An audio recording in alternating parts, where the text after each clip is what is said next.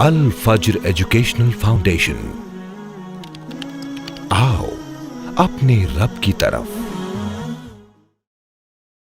الحمدللہ رب العالمین، والصلاة والسلام علی سید الانبیاء والمرسلین وعلی آلہ واصحابہ وذریاتہ اجمعین، اما بعد۔ اعوذ باللہ من الشیطان الرجیم، بسم اللہ الرحمن الرحیم۔ والعصر ان الانسان لفی خسر الا الذین آمنوا وعملوا الصالحات وتواصوا بالحق وتواصوا بالصبر۔ ہر طرح کی تعریف اللہ وحدہ لا شریک کے لیے ہے، جو تنہا ہماری عبادتوں کا مستحق ہے، جو تنہا اس کائنات کا نظام چلا رہا ہے، جو ہمارا مشکل کشا اور حاجت روا ہے۔ درود و سلام اللہ تعالیٰ کے تمام نبیوں پر، بالخصوص ہمارے آخری نبی محمد رسول اللہ صلی اللہ علیہ وسلم پر۔ اللہم صلی علی محمد وعلی آل محمد کما صلیت علی ابراہیم وعلی آل ابراہیم انکا حمید مجید۔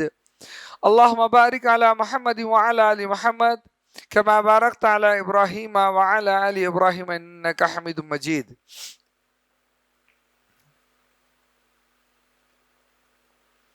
سورۃ العصر کی میں نے تلاوت کی ہے، اور یہ قرآن کریم کی ایک مختصر جامع ترین سورہ ہے۔ عام طور پر ہم میں سے زیادہ تر لوگوں کو یہ سورہ زبانی یاد بھی ہوتی ہے۔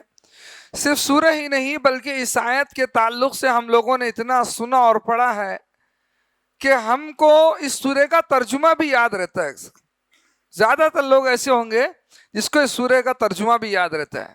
اللہ فرماتے ہیں، قسم زمانے کی، بے شک انسان یقیناً خسارے میں ہے، سوائے ان لوگوں کے جو ایمان لائے، نیک اعمال کیے، حق کی تلقین کی اور صبر کی تلقین کی۔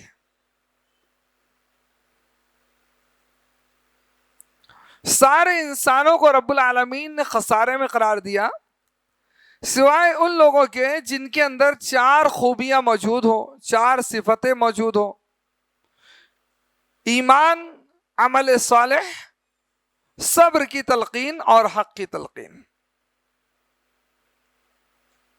یہ خسارہ جو اللہ رب العالمین نے ذکر کیا ہے، یہ خسارہ انسان کے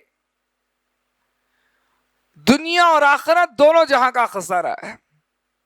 یہ خسارہ انسان کی ایمان کا خسارہ ہے، اس کے اعمال کا خسارہ، اس کی آخرت کی بربادی ہے۔ آج موضوع ہمارا کچھ ایمان کے متعلق ہے کہ ایمان جو ہمارا کم ہو جاتا ہے تو اس کے اسباب کیا بن سکتے ہیں، یا ایمان کو عروج میں چلانا ہے، وہ ایمان کو پروان میں لے جانا ہے تو اس کے اسباب کیا ہو سکتے ہیں۔ ایمان کو ہم کس نظریے سے دیکھیں، کیسا سمجھیں؟ اب دیکھیں، ایمان کو جاننے کے لیے سب سے پہلے ایمان کی بنیاد کو ذہن میں لائے۔ جس طرح اسلام کی بنیاد ہے نا، 5 باتوں پر اسلام کی بنیاد ہے۔ بنی الاسلام علی 5: شہادت اللہ الہ الا اللہ وان محمد رسول اللہ، لا الہ الا اللہ محمد رسول اللہ کی گواہی دینا پہلا۔ وَإِقَامِ الصَّلَاةِ، دوسرا نماز قائم کرنا۔ تیسرا وَإِيتَاءِ الزَّكَاةِ، زکوٰۃ دینا۔ چوتھا رمضان کے روزے رکھنا۔ پانچواں بیت اللہ کا حج کرنا۔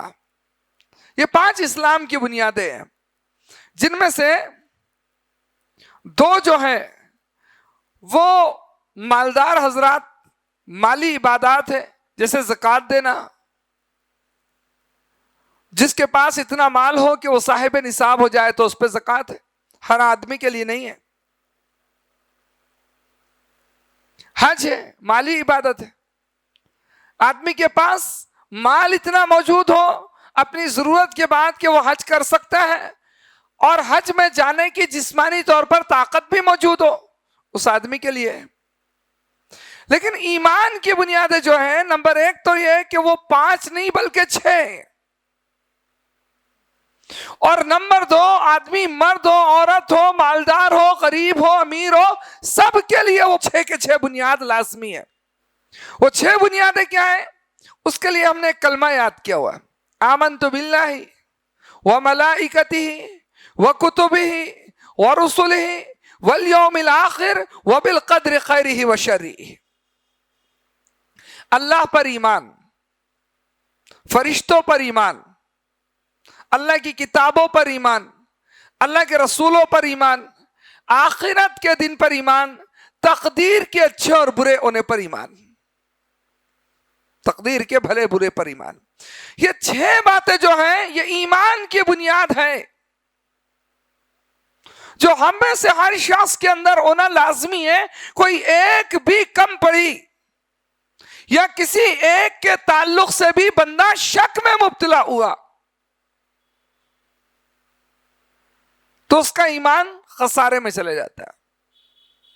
یہ بنیاد یاد رکھے. پھر ان کی شاخیں بہت سی ہیں، جیسے محمد رسول اللہ صلی اللہ علیہ وسلم کی ایک حدیث کے اندر ہے کہ ایمان کی 70 سے زیادہ شاخیں ہیں جن میں سب سے اعلیٰ لا الہ الا اللہ ہے، اور ادنا راستے سے تکلیف دہ چیز کا الگ کر دینا ہے. پھر آپ نے فرمایا کہ حیا جو ہے وہ بھی ایمان کا ایک حصہ ہے. یہ تو بات آ گئی ایمان کی کہ ایمان کی بنیاد 6 باتوں پر ہے جو سب کے لیے لازم ہے. اسلام کی بنیاد 5 باتوں پر ہے تو 2 مال والوں سے جڑی ہوئی ہے، لیکن ایمان کی بنیاد یہ سب کے لیے ہے.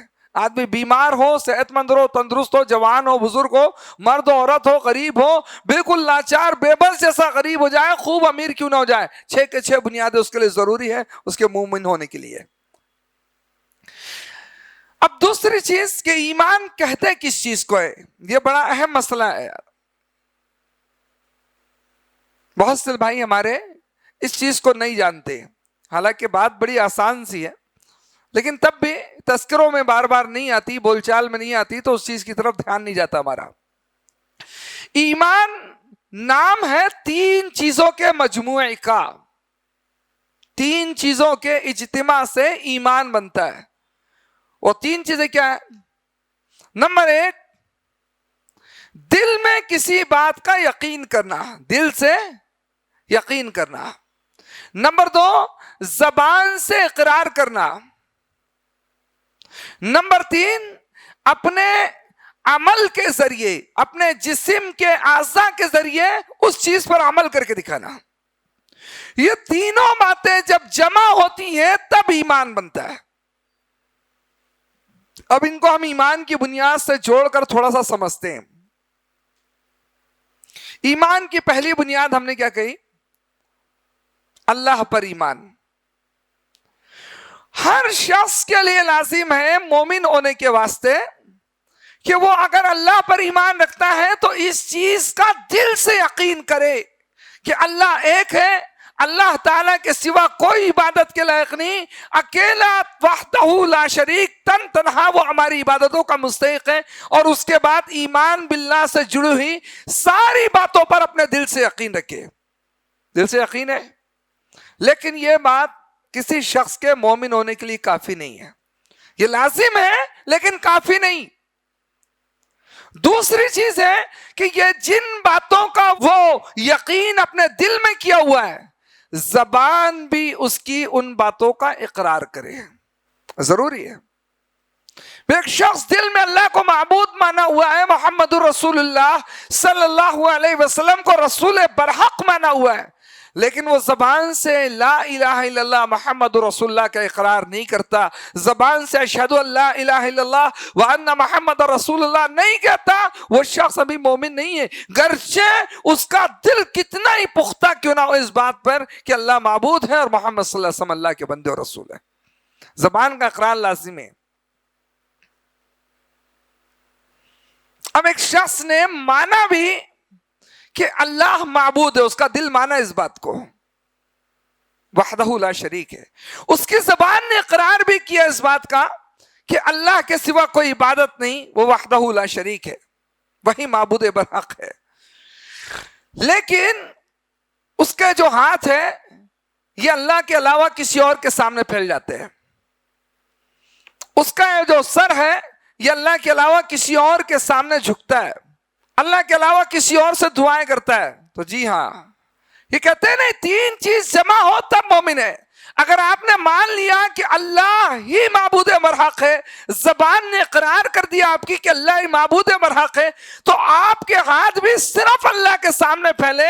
اپنے ہاتھوں کے ذریعے آپ اقرار کر کے دکھائیں، اپنے عمل کے ذریعے یہ اعلان کر کے دکھائیں کہ آپ نے اللہ کو معبود مان لیا ہے، آپ نے اللہ کو وحدہ لا شریک تسلیم کر لیا ہے، آپ نے اللہ کے حق ہونے کا اقرار کر لیا ہے. یہ اپنے اعضاء کے ذریعے ظاہر کریں کہ آپ کی پیشانی جو ہے، آپ کا سر جو ہے وہ اللہ کے آگے جھکتا ہو، آپ رکوع کرتے ہو اللہ کے آگے، آپ کی قربانی ہوتی ہے وہ اللہ کے لیے، آپ کی عبادتیں ہوتی ہے اللہ کے لیے، آپ کے نظر و نیاز ہوتے ہیں یعنی جتنے اعمال پھر وہ بھی صرف خاص ہو جائیں اللہ کی ذات کے ساتھ. جب یہ تین باتیں ہو جائیں گی تب کہتے ہیں ایمان.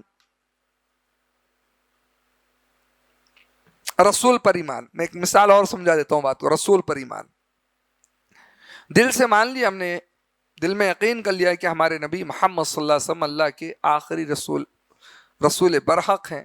اللہ تعالیٰ نے آپ کو کتاب دی، قرآن کریم، آپ نے اللہ کا پیغام پوری امانت کے ساتھ لوگوں تک پہنچا دیا ہے. آپ آخری رسول ہیں، آپ کے بعد کوئی رسول نہیں. یہ سب چیز کا یقین ہے، اور رسالت سے جڑی ہوئی جتنی بھی باتیں، سب باتوں کا یقین ہے. یقین کے ساتھ پھر دوسری سٹیپ میں آ گئے کہ زبان بھی اس چیز کا اقرار کرتی. ہاں، دوسری سٹیپ پہ آ گئے. اب تیسری سٹیپ یہ ہوتی ہے کہ اپنے عمل کے ذریعے بھی آپ کو یہ ثابت کر کے دکھانا ہے، اپنے عمل کے ذریعے بھی یہ ثابت کر کے دکھانا ہے کہ آپ محمد صلی اللہ علیہ وسلم کو اللہ کا رسول مانتے ہیں. یہ تینوں باتیں جب جمع ہوئی تو آپ اس معاملے میں ایمان والے ہیں. وگرنہ اللہ قرآن میں قسم کھا کے کہتا ہے، کیا کہتا ہے اللہ تعالیٰ؟ فَلَا وَرَبِّكَ لَا يُؤْمِنُونَ حَتَّى يُحَكِّمُوكَ فِي مَا شَجَرَ بَيْنَهُمْ ثُمَّ لَا يَجِدُوا فِي أَنفُسِهِمْ حَرَجًا مِّمَّا قَضَيْتَ وَيُسَلِّمُوا تَسْلِيمًا. غور کیجیے آیت پر. اللہ تعالیٰ نے فرمایا کہ محمد صلی اللہ علیہ وسلم آپ کے رب کی قسم ہے، آپ کے رب کی قسم ہے، وہ مومن نہیں ہو سکتے جب تک اپنے تمام اختلافی مسائل میں آپ کو حکم، جج وہ تسلیم نہ کر لیں.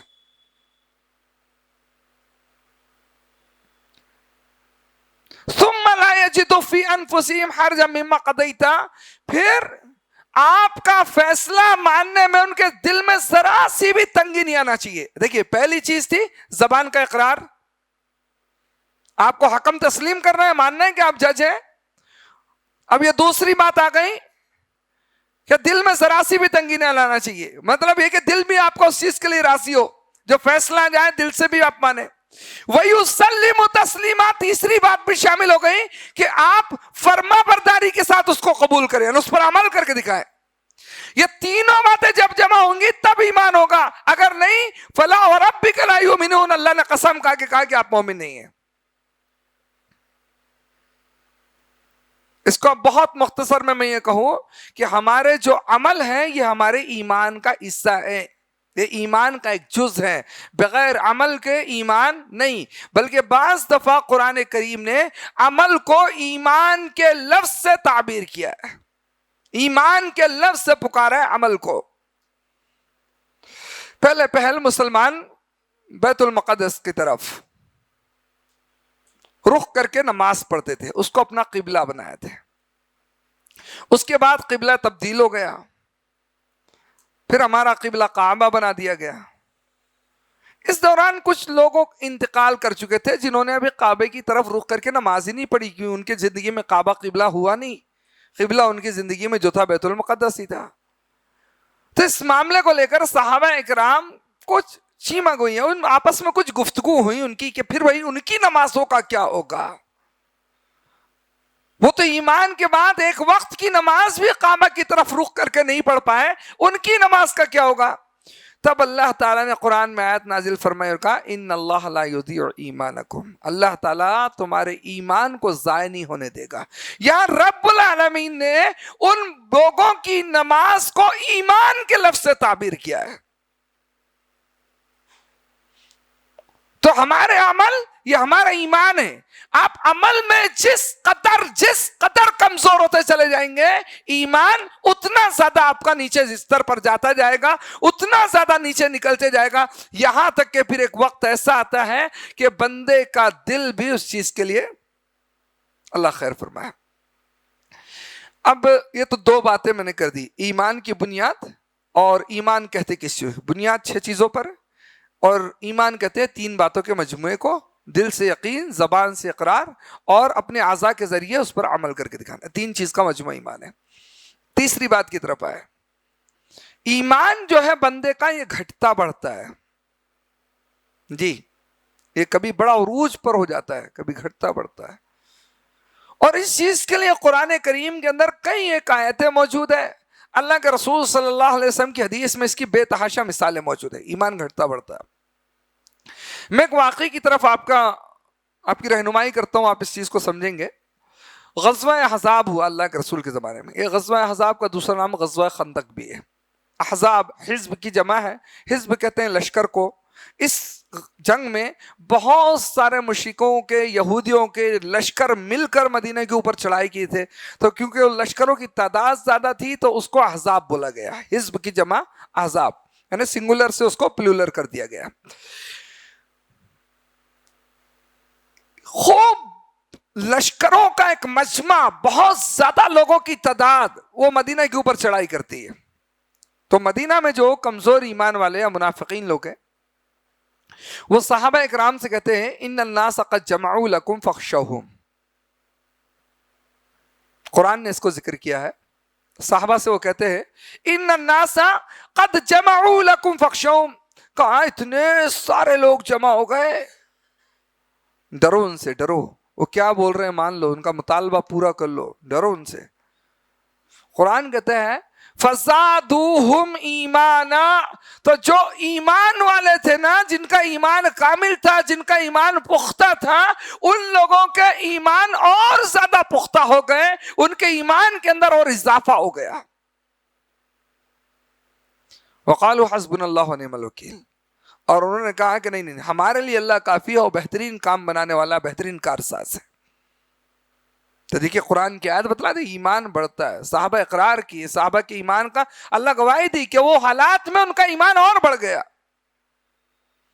قرآن کہتا ہے وَإِذَا تُلِيَتْ عَلَيْهِمْ آيَاتُنَا زَادَتْهُمْ ایمانا, کہ جب ہماری آیتیں ان کے سامنے تلاوت کی جاتی ہے تو ان کا ایمان بڑھتا ہے. تو جس طرح ایمان بڑھتا ہے نا, اس طرح ایمان کم بھی ہوتا ہے. بعض ایسے بھی حالات آتے ہیں کہ بعض گناہ کرتے وقت ایک شخص میں ایمان باقی بھی نہیں بچتا. ایسا بھی ایک بندے کے ساتھ کیفیت ہو جاتی ہے.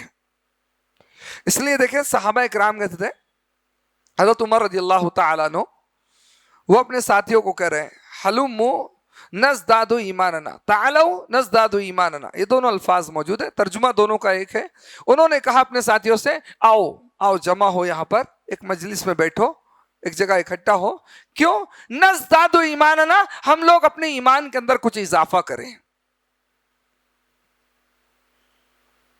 حضرت عبداللہ ابن مسعود رضی اللہ تعالی عنہ وہ اپنے شاگردوں سے, اپنے ساتھیوں سے کہتے ہیں اجلسوا بنا نزداد ایماننا, بیٹھو ہمارے ساتھ کچھ دیر, ہم لوگ یہاں بیٹھ کر کچھ اپنے ایمان میں اضافہ کرتے ہیں. حضرت معاذ بن جبل رضی اللہ تعالی عنہ کہتے ہیں تعالوا نؤمن ساعتا, کہ آؤ یہاں قریب آؤ, ہم کچھ دیر ایمان کے اضافے کی بات کرتے ہیں. تو صحابہ کرام کی بھی اپنی ایسی فکر تھی کہ ایمان جو ہے یہ گھٹتا بڑھتا بھی ہے. وہ اس چیز کے لیے مجلسیں لگاتے تھے. اب وہ مجلس میں بیٹھ کے کیا کرتے تھے؟ یہی اللہ کے رسول صلی اللہ علیہ وسلم کی تعلیمات کا تذکرہ کرتے تھے. اللہ کے جو ان پر انعامات ہیں, جو احسانات اللہ تعالیٰ کے, اس کا ذکر کرتے تھے. اللہ تعالیٰ نے ان کو جو فتوحات نوازی ان کا ذکر کرتے تھے. اللہ نے اسلام جیسی جو عظیم نعمت ان کو عطا کی اس کا ذکر کرتے تھے. اللہ نے جہنم سے جو ان کو بچایا, اللہ نے جنت کی جو ان کو بشارت دی, اس بات کا ذکر کرتے تھے. گزشتہ انبیاء علیہ السلام کی باتیں کرتے, ان کے قوموں کے حالات بیان کرتے تھے, قرآن کی تلاوتیں کیا کرتے تھے. تو یہ چیزیں سبب بنتی ہیں ایمان کے اندر اضافے کی. مطلب کہنے کا یہ ہے کہ ہم لوگوں کے یہاں بھی ایسی مجلسیں، ایسی گفتگو ہونا چاہیے، اور ایسا نہیں کہ اس کے لیے کوئی ذمہ دار ہے وہ کرے گا تو وہ اسی مجلس ہوں گی. ہم کو فکر ہو اپنے ایمان کے اضافے کی. ہم لوگ اس چیز سے دور ہیں، اس کو ہلکے میں لیتے، ہلکے میں. جیسے اللہ کے رسول صلی اللہ علیہ وسلم نے قبرستان جانے کو کہا، قبرستان جاؤ. کیوں؟ وہ آپ کی آخرت کی ایمان کو پختہ کرتے نا. ایمان کا ایک حصہ ہے نا آخرت پر ایمان. ایمان کی 6 بنیادوں میں سے ایک بنیاد ہے. تو جب آپ قبرستان جائیں گے تو آخرت پر ایمان. ہم کب جاتے ہیں قبرستان؟ کس کو فکر رہتی ہے قبرستان جانے کی؟ کبھی ایسا ہوتا ہے کہ چلے بالکل کوئی ضرورت نہیں ہے، صرف اس بنیاد پر کہ چلے آخرت کی فکر ہم کو قبرستان لے کر چلے گئی؟ ایسا ہوتا ہے؟ ہم یا تو جاتے ہیں کسی کی میت میں، کسی کا انتقال ہو گیا، کوئی جنازے کے ساتھ ساتھ ہم لوگ قبرستان تک چلے گئے. لیکن اللہ معاف فرمائے وہاں پہ بھی کیفیت یہ ہوتی ہے کہ لوگ گروہ میں کھڑے ہو کر دنیا بھر کی باتیں وہاں پر کرتے رہتے ہیں. کچھ پڑھے لکھے لوگ ہیں تو مسئلے مسائل میں بحث کریں گے، دنیا دار لوگ ہیں تو دنیا کی باتیں کریں گے، مختلف قسم کی باتیں. نبی نے تو سمجھایا تھا کہ ہم وہاں اس لیے جائیں کہ ہمارے ایمان کے اندر اضافہ ہو، آخرت پر ایمان جو ہے وہ ہمارا پختہ ہو، مضبوط ہو، فکر آخرت کا ہمارے اندر شوق پیدا ہو. نہیں جاتے ہم، وہ چیز نہیں کر رہے. گئے کبھی اتفاق سے کسی کے جنازے کے پیچھے. تو یہ چیزیں ثبوت ہے اس بات کی کہ ہم لوگ ایمانیات کے تعلق سے بڑے پیچھے جا رہے ہیں، بہت پیچھے کی سمت میں. ہونا یہ چاہیے کہ اپنے اعمال کے ذریعے ہم اپنے ایمان کی پختگی کا اظہار کریں. دیکھیں، ایک عبادت کرنے کے بعد دوسری عبادت کی شوق، اس کی رغبت دل کے اندر رہتی ہے کہ نہیں؟ ایک صحابی ہیں، یہ مسند احمد کی روایت ہے اور امام ترمذی اور امام ابن ماجہ نے بھی اس کو روایت کیا ہے. کچھ الفاظ کا فرق ہے، میں مفہوم رکھ رہا ہوں. ایک صحابی اللہ کے رسول صلی اللہ علیہ وسلم کے پاس آئے اور آپ صلی اللہ علیہ وسلم سے کہنے لگے مل ایمانو، اللہ کے رسول ایمان کیا ہے؟ ہم کیسے پہچانے کہ ہم مومن ہیں؟ ہمیں کیسے معلوم پڑے کہ ہمارے پاس ایمان ہے، ہم مومن ہیں؟ ہم کیسے معلوم پڑے؟ اللہ کے رسول صلی اللہ علیہ وسلم نے سے فرمایا جب تمہاری نیکی تم کو خوش کر دے، نیکی کرنے کے بعد تم کو لذت محسوس ہو، خوشی محسوس ہو، اور تمہارے سے ہو جانے والا گناہ تم کو جھنجھوڑ کر رکھ دے، ہلا کر رکھ دے کہ کیا گناہ کا کام کر لیا میں نے. اگر یہ کیفیت اپنے اندر پاؤ تو محسوس کرنا کہ تم میں ایمان ہے، سمجھ جانا کہ تم میں ایمان ہے. اب یہ دونوں باتوں پر غور کرو تھوڑا سا. نیکی کرنے کے بعد ایک ایسی لذت محسوس ہو. ہم دنیا میں کوئی چیز کھاتے پیتے ہیں، لذت کا کیا مفہوم ہوتا ہے؟ کیا مفہوم ہوتا ہے لذت کا؟ ہم دنیا کے اندر کچھ چیز کھاتے پیتے ہیں، اگر وہ چیز ہم کو اچھی لگتی ہے تو ہم دوبارہ اس چیز کو کھانے کی چاہت رکھتے ہیں، یہی نا؟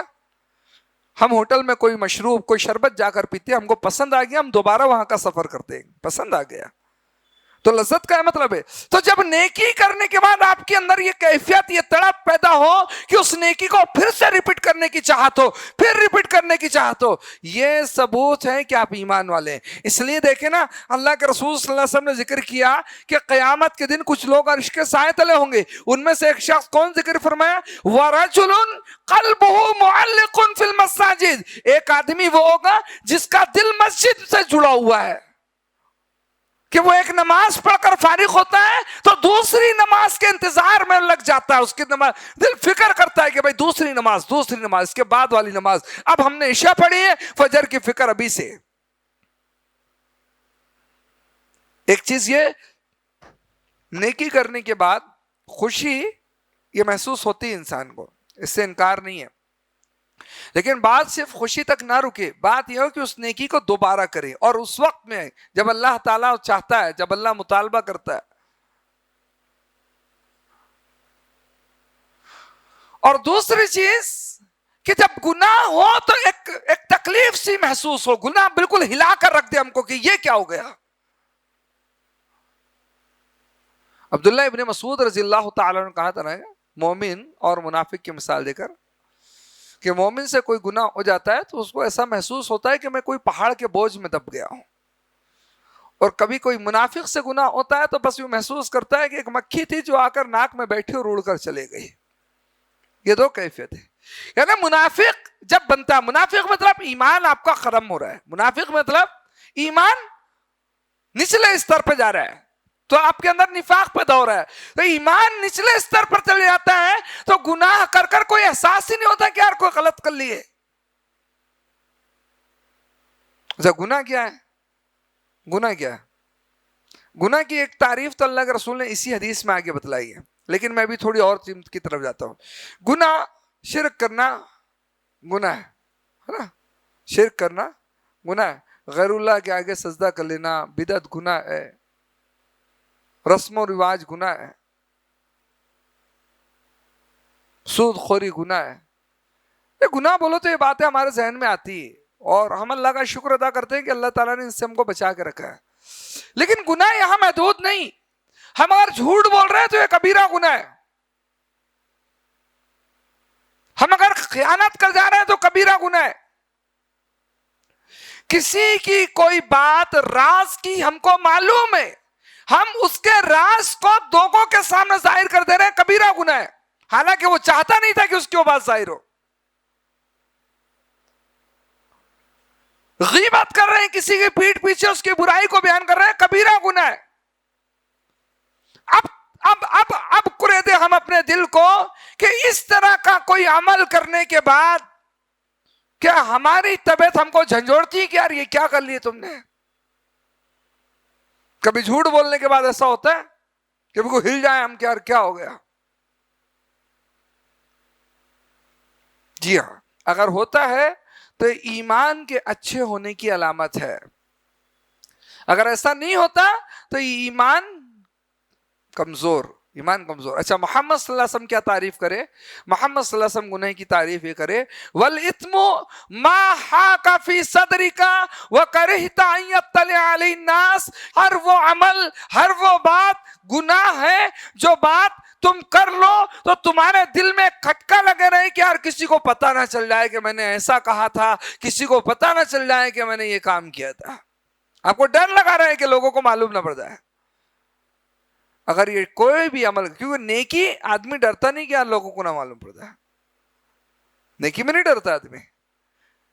ایک آدمی حج کر کے آ گیا، اس کو ڈر تھوڑی لگا ہے کہ یار کہیں لوگوں کو پتہ نہ چل جائے کہ یار میں نے حج کر لیا.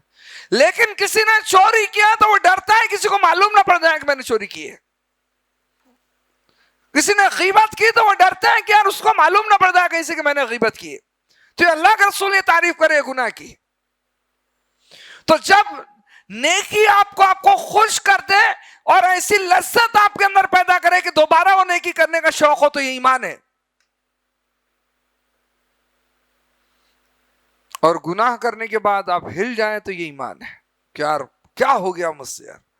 اب دیکھیں، حضرت ابو بکر رضی اللہ تعالیٰ عنہ حنظلہ رضی اللہ تعالیٰ عنہ سے ملاقات کی ہے اور کیفیت پوچھے کہ حنظلہ کیا حال ہے. تو حنظلہ رضی اللہ تعالیٰ کیا بولے بتنا، حنظلہ منافق ہو گیا. صحابی ہے بہت بڑے، اپنے آپ کے بارے میں کہہ رہے ہیں کہ حنظلہ منافق ہو گیا. ابو بکر رضی اللہ تعالیٰ کہتے کیوں، یہ کیا بات ہوئی، یہ کیا بات ہوئی بھائی، کیسے منافق ہو گئے؟ تو انہوں نے ذکر کیا کہ جب ہم اللہ کے رسول صلی اللہ علیہ وسلم کے پاس ہوتے ہیں، رسول صلی اللہ علیہ وسلم سے ہم تعلیمات سنتے ہیں، آپ کی زبان سے ہم قرآن کی آیتیں سنتے ہیں، آپ ہم کو جنت و جہنم کی باتیں بتلاتے ہیں، ہمارے ایمان ایک عروج میں رہتا ہے، ایمان کی کیفیت بہت اونچائی پر رہتی ہے. لیکن جب ہم وہاں سے آ جاتے ہیں ادھر اپنے کاروبار میں، اپنے بال بچوں میں، اپنی کھیتی کسانی میں مصروف ہو جاتے ہیں، ایمان کی کیفیت بدل جاتی. وہ ایمان جو اس وقت وہاں تھا وہ یہاں نہیں رہتا. یہ بھی یاد رکھنا، یہ دلیل ہے اس بات کی ایمان کم زیادہ ہوتا ہے. ایک ہی شخص کا ایمان ایک وقت میں زیادہ تو دوسرے وقت میں کم ہو سکتا ہے. تو حضرت ابو بکر رضی اللہ تعالیٰ عنہ حنظلہ رضی اللہ تعالیٰ عنہ کی بات سن کر کہنے لگے یار ایسا تو میرے ساتھ بھی. لیکن اب وہ بے چین ہو گئے، وہ پریشان ہو گئے اس بات کو لے کر، وہ پریشان ہوئے اس بات کو لے کر، اور ان کی پریشانی ان دونوں کو اللہ کے رسول صلی اللہ علیہ وسلم کی خدمت میں لے آئی. آ کر اللہ کے رسول سے ذکر کیا. نبی کریم صلی اللہ علیہ وسلم نے فرمایا اگر یہ چیز تمہارے اندر موجود ہے تو یہ دلیل ہے اس بات کی کہ تمہارے اندر ایمان موجود ہے. یہ دلیل ہے کہ تم میں ایمان موجود ہو. مطلب کبھی اپنے اندر پستی نظر آئے تو آدمی کو ایک فکر پیدا ہونا چاہیے نا، ایک بے چین ہونا چاہیے آدمی. یہ دلیل ہے اس بات کی آپ کے اندر. پھر اللہ کے رسول صلی اللہ علیہ وسلم نے ان کو سمجھایا کہ وہ کیفیت جو مجلس میں رہتے وقت تمہاری ہوتی ہے نا، اگر یہی کیفیت ہمیشہ تمہاری ہو جائے تو راستہ چلتے پھرتے اللہ کے فرشتے تم لوگوں سے مصافحہ کریں آ کے. یہ ایمان کی طاقت ہے، ایمان کا پاور ہے. یہ ایمان جو بڑھتا ہے اور جو گھٹتا ہے، جیسا مجھ کو یہ جب موضوع دیا گیا نا کہ آپ اس تعلق سے بولیں گے کچھ، تو میں نے اس تعلق سے کچھ کتابیں عربی اور اردو زبان میں پڑھنا شروع کی، کچھ مضامین لٹریچر، کچھ مضامین جو اس تعلق سے اس موضوع پر لکھے ہوئے تھے ان کو بھی پڑھا. بڑا تعجب ہوا ایک بات دیکھ کر جس پہ ہم لوگ توجہ نہیں کرتے، کہ سب نے ایمان کی حفاظت کے لیے، ایمان کی حفاظت کے لیے صحیح علم کے ہونے کو لازم قرار دیا ہے. کہ آپ کا علم آپ کا ایمان ہے، آپ کے پاس جتنا صحیح علم موجود ہوگا آپ کا ایمان اتنا درست ہوگا. اور اس کے بالمقابل جب وہ اس چیپٹر پر گئے کہ ایمان کم کیسے ہوتا ہے، ایمان نیچے کیوں جاتا ہے، تو اس کے لیے پہلا سبب انہوں نے لکھا ہے علم کی خرابی، جہالت. علم تو ہے لیکن علم خراب ہے. عروج کے لیے صحیح علم ہونا، علم نافع ہونا لازم قرار دیا، اور ایمان کی پستی کے لیے انہوں نے بتلایا پہلا سبب یہ ہے کہ آپ کے پاس علم جو ہے وہ خراب علم ہے، آپ کے پاس جہالت ہے. اور پھر اس چیز کے لیے انہوں نے قرآن کی آیتیں جب لکھنا چاہیں تو میں حیران رہ گیا، کیونکہ میں اس موضوع پہ بہت کچھ بولتا رہتا ہوں، لیکن جب میں نے دیکھا تو میں نے کہا کبھی میں نے ان چیزوں کی طرف توجہ نہیں کی تھی. انہوں نے قریب 10 آیتیں قرآن کی ایسی لکھ دی جس میں اللہ تعالیٰ نے علم کو ایمان کے ساتھ جوڑ کر بیان کیا ہے، اور 20 آیتیں ایسی نقل کر دی جس میں گمراہی اور ضلالت کوئی وجہ جو ہے بے علمی یا جہالت یا غلط علم کو قرار دیا ہے. قرآن میں اللہ تعالیٰ کی بات موجود ہے، اللہ کی کتاب میں بات موجود ہے. ایمان رکھتے ہیں، اللہ کی کتاب ہے، دل سے ایمان ہے، زبان سے اقرار بھی کرتے ہیں، عمل کے ذریعے بھی ثابت کرنا ہے کہ آپ کتاب پر ایمان رکھتے ہیں، تو عمل یہی ہے کہ وہ جو بولا جا رہا ہے اس میں آپ اس کو مانو نا، وہ کر کے دکھاؤ. اتفاق ایسا ہوا کہ ہمارے اس مسئلے کو اختلافی مسئلہ سمجھے ہم نے. یہ اختلافی مسئلہ نہیں، اصلاحی مسئلہ ہے. نظریہ تبدیل ہو تو بات بالکل الگ رخ میں چلے جاتی ہے. یہ بڑی اصلاح کی بات ہے. دیکھیں قرآن کریم کے اندر اللہ تعالیٰ نے علم والوں کی تعریف بیان کی، تو اللہ تعالیٰ نے کس انداز میں مطلب ہے؟ اللہ تعالیٰ نے فرمایا شہید اللہ انہ لا الہ الا ہوا والملائکۃ وَأُولُو الْعِلْمِ قَائِمًا بِالْقِسْطِ. اللہ گواہی دیتا ہے کہ اللہ کے سوا کوئی معبود نہیں، اللہ کے فرشتے گواہی دیتے ہیں کہ اللہ کے سوا کوئی معبود نہیں، اور فرمایا علم والے لوگ بھی گواہی دیتے ہیں اس بات کی. لیکن کون سے علم والے ہیں؟ کون سے علم والے ہیں؟ اللہ نے وہاں ایک شرط لگا دی قائمًا بالقسط، آپ علم والوں کو بھی پرکھو. قرآن میں سورہ آل عمران کے اندر اللہ تبارک و تعالیٰ نے جب ذکر کیا اس بات کا کہ اللہ رب العالمین نے آپ کو جو کتاب دی، اس کتاب کے اندر محکم اور متشابہ آیتیں موجود ہیں، تو اللہ نے فرمایا جن کے دلوں کے اندر ٹیڑھ ہوتا ہے متشابہ آیتوں کے پیچھے چل جاتے ہیں. لیکن وَالرَّاسِخُونَ فِي الْعِلْمِ، جو لوگ علم کے رسوخ کو پہنچے ہوئے بہت پختہ علم رکھتے ہیں، وہ لوگ کہتے ہیں کہ نہیں، ہم اس پر ایمان لائے، یہ ہمارے رب کی جانب سے نازل کرتا ہے، ہم اس کے بحث و مباحثے میں نہیں پڑھتے. اچھا اب کیا کہتے ہیں کہ ایسا کوئی پیچیدہ مسئلہ ہو تو گفتگو علم والوں کو کرنا چاہیے نا، لیکن اللہ تعریف بیان کرتا ہے کہ علم کا رسوخ رکھنے والے وہاں خاموش ہو جاتے ہیں، کہتے ہیں ہم نے ایمان لیا ہے، بس کافی ہے اس آیت پر کہ ہم ایمان لا چکے ہیں، متشابہ آیت ہے. ہمارے یہاں کہتا ہے جو بحث و مباحثہ خوب کرنے کی صلاحیت رکھتا ہے نا، ہر چیز کا، ہر مسئلے کا حل نکالنے کی طاقت رکھتا ہے، ہمارے نزدیک وہ علم والا ہو جاتا ہے. بہرحال یہ ایک موضوع شاید دوسرے سمت میں چلا جائے گا، لیکن مختصراً بات سمجھانے کی ہے کہ اس کے لیے کہ ایمان بندے کا سلامت ہو، اچھا ہو، ضروری ہے اس کے لیے کہ اس کا علم اچھا ہو. یاد رکھے آپ کا علم آپ کا ایمان ہے، جیسا علم آپ کے پاس ہوگا آپ کا ایمان ویسا ہوگا. دوسری چیز، اگر ایمان کو تنزلی سے بچانا چاہتے ہیں تو علم کو اپنے تنزلی کی طرف نہ جانے دیں. علم آپ کا اگر تنزلی کی طرف گیا یا علم خراب ہوا یا علم آپ کے پاس بگڑا ہوا رہا تو یہ بات لازمی ہے کہ آپ کا ایمان خرابی کی طرف جائے گا. پھر آپ نہیں بول سکتے. ہاں ایسے لوگ رہتے ہیں بہت فخر میں، بہت گھمنڈ میں، خراب علم کی وجہ سے یا ناقص علم کی وجہ سے کہ ہم کو یہ اور یہ آتا ہے، لیکن ان کا ایمان بہت ڈاؤن چلے جاتا ہے، بہت پیچھے چلے جاتا ہے، بہت پیچھے. چلیے بات آگے بڑھے. اللہ پر ایمان کے لیے بہت زیادہ ضروری ہے کہ اللہ کے اسماء اور صفات پر خوب غور کیا جائے. اللہ تعالیٰ کے جو نام ہیں، اللہ کی جو صفاتیں ہیں، ان پر غور کیا جائے. بہت زیادہ ضروری ہے. اور اس چیز کی طرف ہم لوگ پھر توجہ نہیں دیتے. اب بات آ رہی نا کہ لوگ ایسا کیوں ہو رہا ہے کہ لوگوں کا ایمان کمزور ہوتا چلے جا رہا ہے. اس کا پہلا جز یہی ہے کہ ایمان کی پختگی کے لیے جتنی بھی تعلیمات دی گئی ہیں سب چیز میں مسلمان سستی برت رہے ہیں. کبھی غور کرتے ہوئے دیکھا ہم نے مسلمانوں کو کہ وہ غور کر رہے ہیں اللہ کے اسماء و صفات میں. بڑی پیاری چیز ہے. اللہ پر ایمان کا ایک حصہ ہے کہ آپ اللہ کے اسماء اور صفات کے ذریعے اللہ کو پہچاننے کی کوشش کریں. اللہ کو کیسے پہچانیں گے آپ؟ کوئی دوسرا ذریعہ نہیں ہے آپ کے پاس سوائے اللہ کے اسماء و صفات کے. اللہ کے اسماء یعنی اللہ کے نام، صفات ہے نا مطلب اس کی کوالٹیز. آپ ان کے ذریعے ہی پہچان سکتے ہیں اللہ کو. جب آپ اس پہ غور نہیں کریں گے آپ اللہ کو صحیح جانیں گے نہیں، ایمان کے اندر خرابی آئے گی. کیسے؟ میں ایک مثال دیتا. میں اللہ کی صفت ہے، اللہ مالک ہے. کیا اللہ ہے صفت؟ مالک یوم الدین ہم پڑھتے ہیں نا قرآن میں کئی جگہ اللہ کی صفت. یہی صفت اللہ کی اس انداز میں بھی آئی کہ اللہ ملک ہے، ملک الناس. یہی صفت اللہ کی اس انداز میں آئی کہ اللہ ملیک ہے. یا کے لام کے بعد یا بھی لگا ہے، یا مدہ جس کو بولتے ہیں. ملیک ہے، عند ملیک مقتدر. قرآن کے الفاظ اس طرح سے. اب دیکھیں مالک ہم سمجھتے ہیں ایک کامن لفظ ہے، کوئی ایسا لفظ نہیں کہ جس کی بڑی تشریح کی جائے یا بڑا سمجھایا جائے.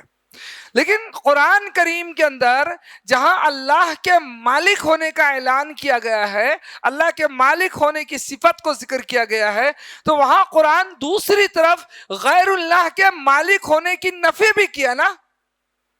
والذین تدعون من دونہ لا یملکون من قطمیر. اللہ نے فرمایا وہ کھجور کی گٹھلی پر لگے ہوئے چھلکے کے بھی مالک نہیں ہے.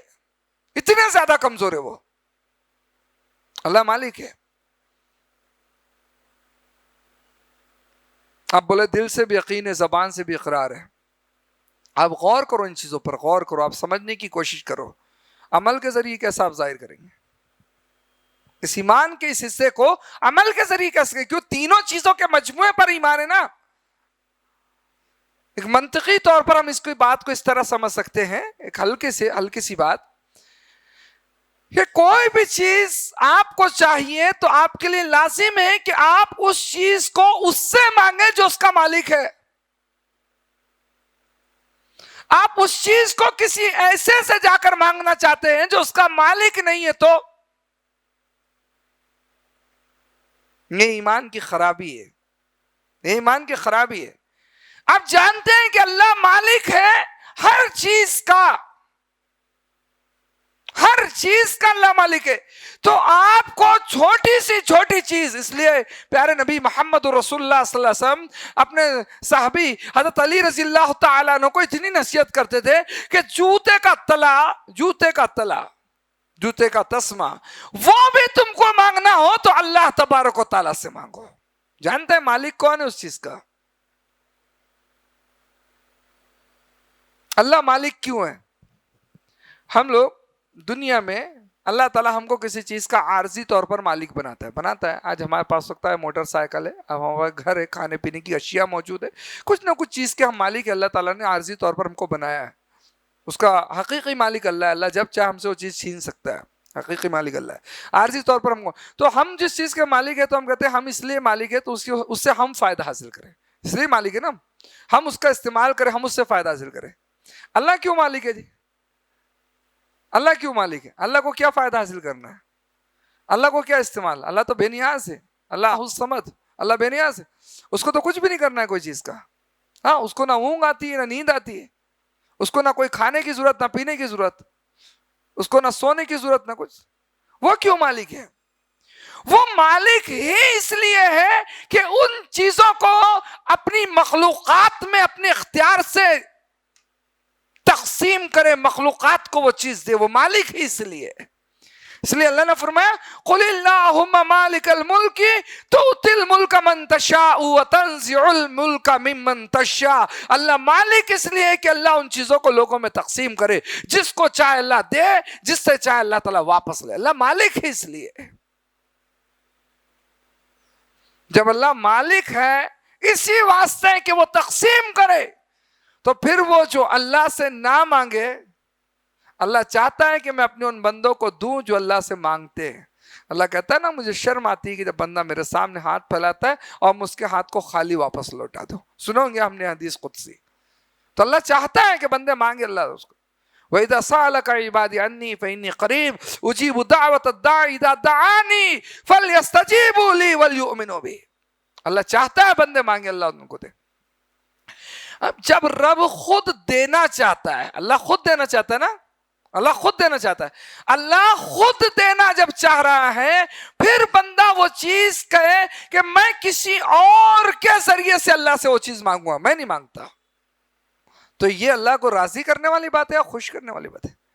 یہ ایمان کی کمزوری والی بات ہے. بندہ جب اللہ کی صفات میں غور کرے گا نا, تو اس کو سمجھ میں آئے گا کہ اللہ کیا ہے یار, ہم کو اللہ کو کیسا سمجھنا چاہیے, کیسا پہچاننا چاہیے اللہ تعالیٰ کو. اب ایک ایک صفت پر اللہ تعالیٰ کی غور کیجئے. پھر آخر چیز جو میں بتلاؤں کہ اللہ تبارک و تعالیٰ کی نشانیاں جو ہیں ان نشانیوں پر غور کریں. یہ ایمان کے لیے بڑی لازمی چیز ہے, اور یہ سب چیزیں ہمیں مفقود ہوتی چلی جا رہی, سب ختم ہوتی چلی. وگرنہ قرآن میں بے شمار نشانی اللہ نے نام نہ لے کے نشانیوں کا بولا کہ اللہ نے فلاں چیز نشانی کے طور پر بنایا, آپ اس پر غور کیجئے. وہ نشانی اللہ تعالیٰ کی ایسی ہے بالکل واضح کہ وہ غیر ایمان والا بھی ان نشانیوں پر غور و فکر کرے تو وہ ایمان والا بن جاتا ہے. اور اس کی کئی مثالیں تاریخ کے اندر موجود ہے. غیر ایمان والا اللہ کی ان نشانیوں پر غور کرے تو ایمان والا بن جاتا ہے. اب بتائیں اگر انہی نشانیوں پر ایمان والا غور کرے تو کیا اس کے ایمان مضبوط نہ ہو, کیا اس کے ایمان پختہ نہ ہو؟ ضرور ہوگا, لیکن ان پر غور و فکر نہ کرنا, آپ یہ کہیں اس سے ایمان کمزور کیسا ہوگا؟ کہتا ہوں اس پر غور نہ کرنا غفلت کی علامت ہے, اور غفلت ایمان کی کمزوری کا ذریعہ ہے. غفلت ایمان کی کمزوری کا سبب ہے.